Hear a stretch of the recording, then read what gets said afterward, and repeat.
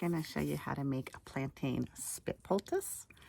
Yes, we're gonna use saliva as part of the medicine to make a in the field fresh plant medicine for first aid use of things like rashes, itchy skin conditions, bug bites, even to help heal the sting from a nettles plant. This is probably one of the best field medicines any herbalist can know, and it's so basic and beginner level that I forget not everyone knows it. So first you start off with, well, I already broke the tip off. Our friend Plantain is sometimes known as ribwort, and it's got those deeply ribbed veins to help you identify it. There's many species of plantain, but they all have that characteristic of those nice deeply veined leaves. Here's one of the most common varieties of plantain. I happen to have it growing in one of my containers here, but it grows in lawns. I often find it like in soccer fields and cow pastures.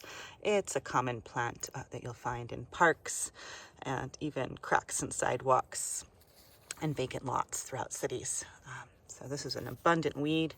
Usually you don't have to worry about over-harvesting. And yeah, I'm gonna teach you how to make a spit poultice. So this plant has anti-inflammatory properties, has wound healing properties. It'll actually speed up wound healing time from cuts, scrapes, and all kinds of things. And bug bites and bee stings is sort of the classic way that people know how to use plantain, but it does so much more. It'll actually prevent infection as well as help to close up a wound. I remember one time I was out in the garden and I was cutting back stalks, from perennial plants, last year's stalks, and I'm going along with my snips, and it's a beautiful day and I'm looking up at the birds and I somehow missed the stalk and snipped my thumb. And it was a big gouge, and I'm like, yep. And the first thing that ran through my mind was yarrow and plantain, yarrow and plantain. And fortunately, I had lots of those plants in the garden, so I just went and grabbed a couple leaves of yarrow and a leaf of plantain, and you can do it with just plantain. Chew it up, and your mixing of the saliva activates some of the constituents in the plantain. It actually stimulates something that will enhance epithelial growth factor, which is one of the epithelial is skin. Growth factor means new, to create new skin. So when you're mixing with your saliva, you're actually enhancing its properties for growing new skin cells, which is why it can speed up wound healing time, theoretically. So there it is. I mixed it with my saliva and chewed it up, and I spit it out. I have that little, it's called a spit wad. Fancy technical term for it in medicine would be a bolus. But we call it a spit poultice, classic term in herbal medicine. And I have a little owie on my nose. I could take a little piece of that and stick it on my nose. There you go.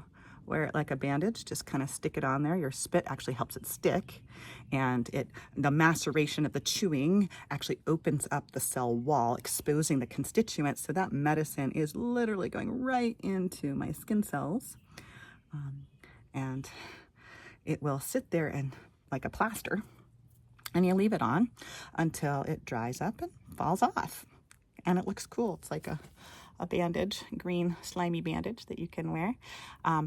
This is really one of the best remedies. I've used it for all kinds of rashes, heat rash, diaper rash, fungal rashes. Out in the field, if you get bit by a tick and you don't know what to do, well, of course, first thing to do is pull the tick. Next thing you want to do is put a plantain spit poultice on it until you can get to proper medical treatment. Same with a bee sting. If you get stung by a bee, you pull that stinger out, put a plantain spit poultice on there. It'll immediately soothe some of the itching and the swelling. Plantain is anti-inflammatory, wound healing, and also will fight infection and prevent infection from forming.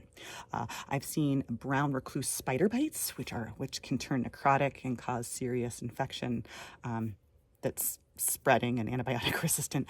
I've seen brown recluse spider bites completely heal, and without surgery, without any other medical attention, simply by chewing up some plantain leaves and sticking it in the wound. You do want to, for more chronic infections, keep reapplying, like it's wet now and it'll stick, and then an hour, it'll dry up and fall off. And then every couple hours, you would want to replace that poultice. Now, granted, this medicine really only works when you have fresh plantain leaves available. However, you can keep dried plantain leaves in your kitchen or your pharmacy, your medicine cabinet, and then simply add a little hot water to make like a poultice mash. You could add your spit to that too if you want to activate it, but it still works even without the spit. However, herbalists have traditionally said that when you add your spit, it makes it a little better. We don't typically add spit to salves and oils of plantain that we would sell and dispense to other people, but certainly your own spit that you're putting on your own body, totally fine. And it makes it even better. I have one more fun plantain story that I'll share. I was leading an herb walk of students up on the top of this mountain, and there was this lovely rope swing hanging from a tree, and the rope swing hung over a slope, and just at the bottom of the slope was a pile of blackberries, brambles. One of my students were at the top of this mountain. She goes, "Oh, I'm going to jump on the rope swing," and she jumps out, leaps, grabs the rope, and she realized her grip strength wasn't quite strong enough to hold her. And she looked down and she realized there was blackberries below her. She didn't want to let go of the rope, and she didn't want to let go of the blackberries, and she couldn't quite hold on strong enough. So she slid the rope through her hands, and rope burned both her hands. The skin had literally peeled off and was hanging in drippy strands of skin and exposed bare, raw, tender flesh underneath. We had to call her Queen No Hands for about a week. But immediately we got her into the center of our circle, and I said, "Everyone, grab plantain." There was a bunch of plantain at the top of the mountain, and I said, "Start chewing." We all stuffed plantain leaves in our mouths. We're all chewing. She's sitting there crying with her hands out. And we all started taking our plantain spit and smearing it on her hands. And and it really helped to soothe some of the pain. And it definitely helped with an initial treatment for first aid treatment until we could get her back to the school where we could dress it properly. But that really made a big difference just as an immediate first aid in the field. We did get her back to the classroom pharmacy, and we soaked her hands in warm soapy water just to make sure it was clean, and we did have to cut off the droopy skin little bits, and we did put a little bit more plantain on the wound before we bandaged it, and she had to then change that bandage every day for about 10 days, and she was fine. Anyway, so healing power of plantain, it's no joke.